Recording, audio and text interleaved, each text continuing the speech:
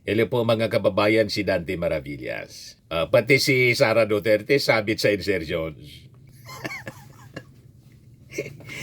Yan kasi mga kababayan, dinimonize ninyo yung salitang insertion. Yun pala, pati si Sara Duterte kasama sa mga political personalities na nasa likod ng mga insertions. Paano naman na niya, Mr. Maravillas, nangyari ang ganon? Isabi ko sa inyo, itong issue sa insertions, hindi po ito bago. Ginagawa ito during the past administrations, naging kalakaran na po ito. Bawat administrasyon, may sariling kwento po ng insertions.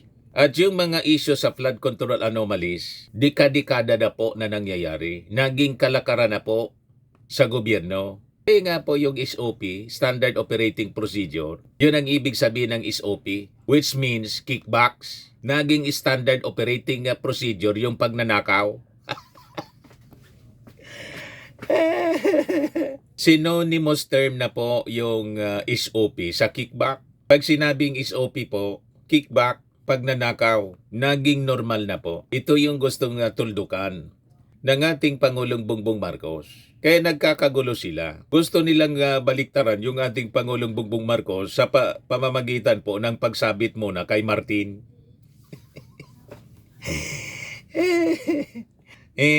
Yung ating Pangulo, sa totoo lang, yun ang ultimate target nila. Kaya sinasabi nila palagi, nasaan na niya yung big fish na sinasabi na ipapakulong ng ating Pangulong Bongbong Marcos. Ang nasa isip nila, ang big fish, walang iba, si Martin Romualdez at yung ating Pangulo. Pag hindi na ipakulong si Martin, pag hindi po na ipakulong si Martin, at yung ating Pangulong Bongbong Marcos hindi na ipakulong yung sarili niya, ang ibig sabihin, wala man na niyang big fish. Yan po ang gustong mangyari nila, mga kababayan. Pero that is impossible. Kasi po, hindi pwedeng puro kwento lang. Malinaw na walang ebidensya pointing to Martin Romualdez. Kaya ang ginagawa nila, mga kababayan, puro lang propaganda. Ano ba po? But anyway, ibigay ko muna sa inyo itong kwento na pati pala po si Sara Duterte may 1 billion insertions at gustong paimbestigahan. Ito ngayon yung balita. BP should be held accountable over DPWH 1 billion fund requests.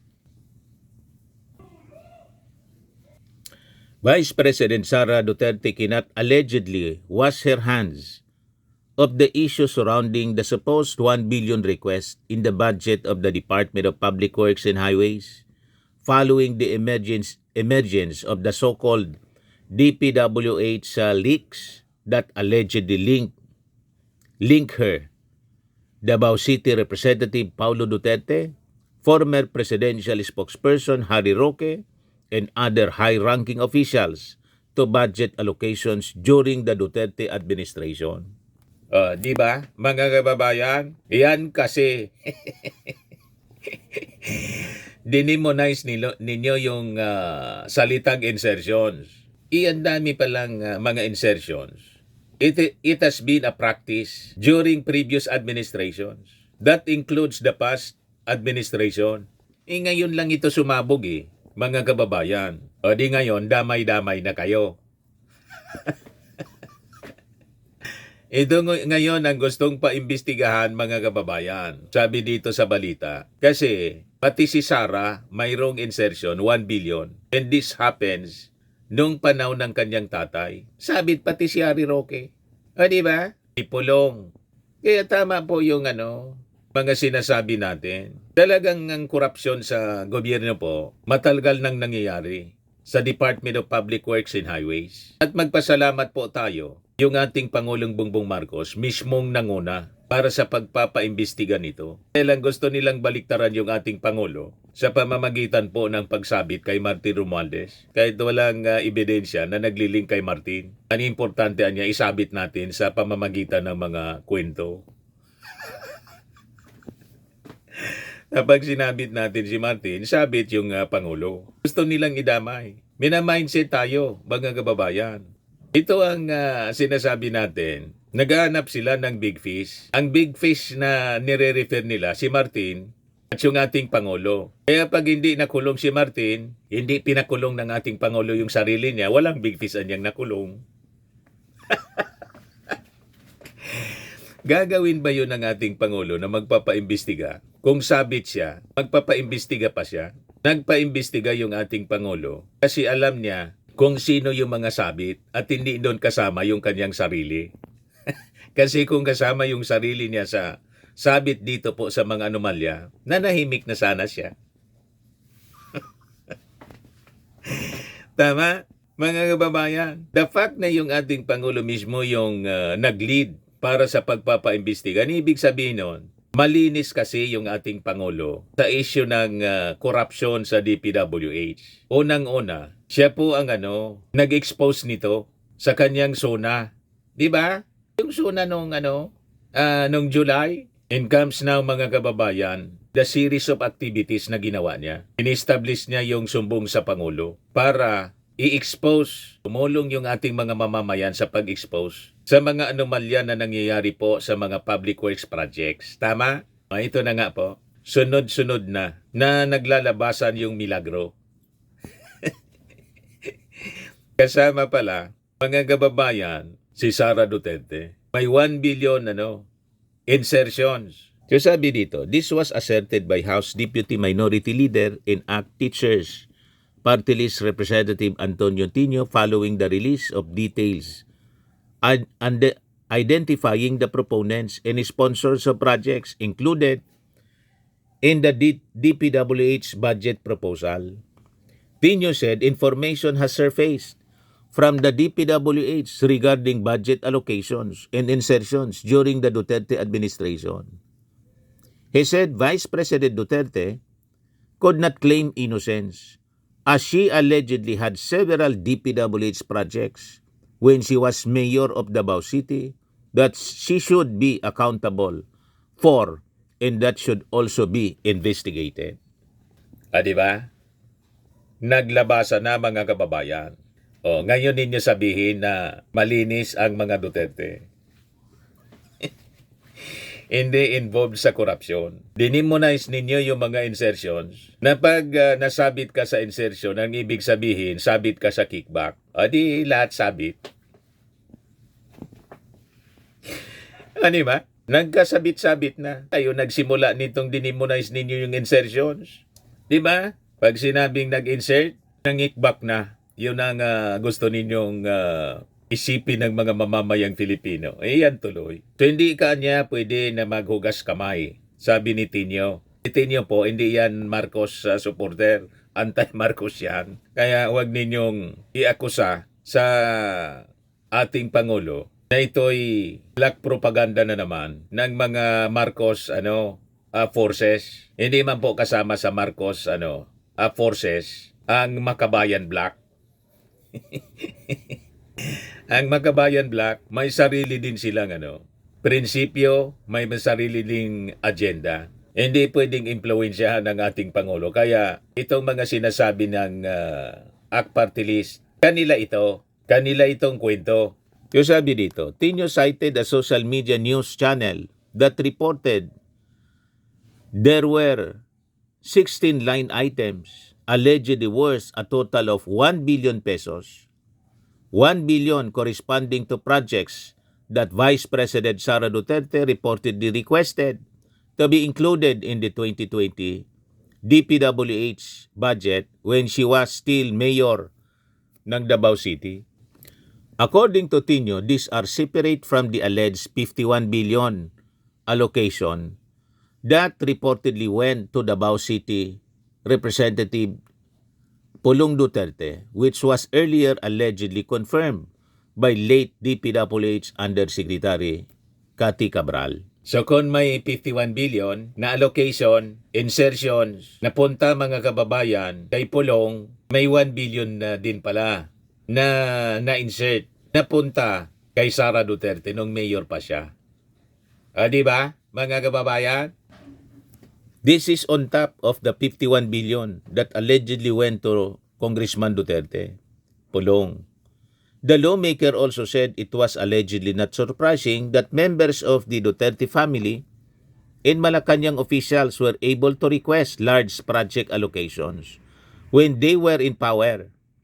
He further claimed that it was during this period that was he described as unprecedented plunder of the DPWH budget allegedly began. So nagsimula po sa panahon ng Duterte administration. Kaya nga po yung papaimbestiga ng ating Pangulo, the past 10 years, yung mga mga kakampi nila, kasabwat na rin po. Si Jinggoy kasi kasama sa pinapaimbestigahan ngayon.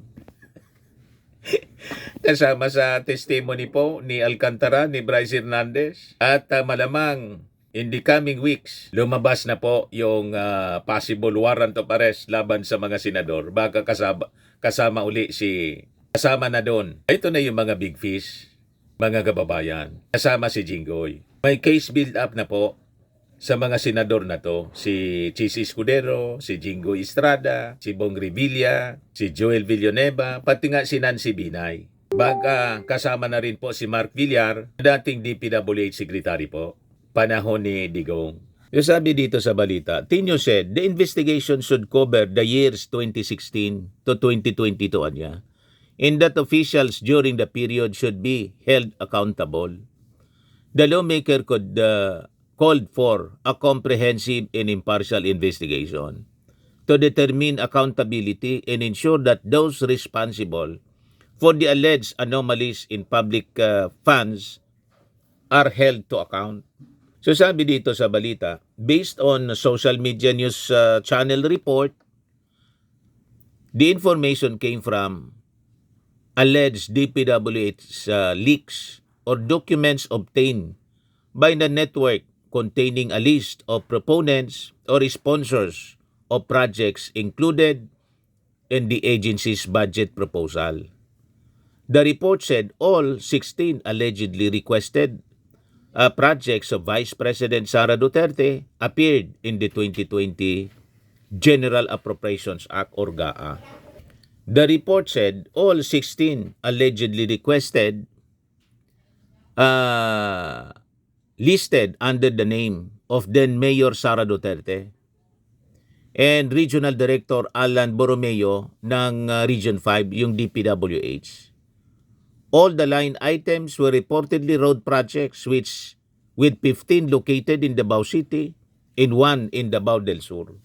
Dapat ito, mga kababayan, busisiing mabuti. Ito na yung susunod na titingnan po sa mga susunod na linggo at buwan. Kaya hintay-hintay lang po kayo. Yung sinasabi ninyo mga big fish na ang gusto ninyong tumbukin po, yung ating Pangulo at si Martin Romualdez, ang big fish talaga po nandyan sa kampo ninyo. Huwag kami kaya gusto ninyong iupo na si Sara para yung investigasyon sa mga anomalya sa DPWH hindi na matuloy at yung mga kalyado ninyong mga politiko hindi mapanagot. Yan ang pinakang malinaw na kwento, mga kababayan. Kaya sabi dito sa report, the report also said Davao City Representative Duterte allegedly had 16 line item projects worth more than 764 million, with 14 reportedly included in the GAA. It added that 2 out of 4 projects listed under Roque's name, it's worth 2 million pesos, were included in the GAA. According to the report, the 4 requested items were located in Ifugao, Batangas, Cavite, and Laguna. Sabi ko sa inyo, tama yung kasabihan, ang mainakusa, ang matinao, sabi digdi sa samo, ang matinao anya maginibo, ang mainakasa ay siyang may gawa. Yung mga Duterte po, mainakusa. Lalo si Sara, akusa ng akusa. Ayan tuloy, lumitaw. Biglang lumitaw ang kwentong ito mga kababayan ng DPWH leaks. May 1 billion insertion pala siya. On top sa 51 billion pork barrel fund na na-release and confirmed ni Cabral mismo sa kanyang testimony sa Senado o sa Congress. Yung congressional investigation po. So ang daming mga exciting stories. Papunta pa lang tayo sa exciting part, mga kababayan. Sa issue ng flood control anomalies. So hintay lang po kayo. Sa pagpasok ng 2026, siguradong sasabog ito sabay-sabay sa kanilang pagmumukha.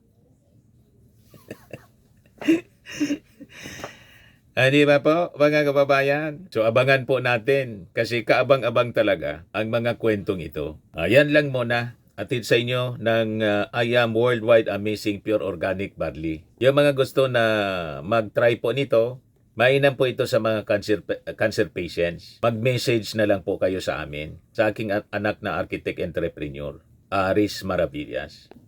So lagi nating tatandaan mga kababayan sa buhay, you become what you believe. Ako po si Dante Maravillas. Bye-bye. God bless.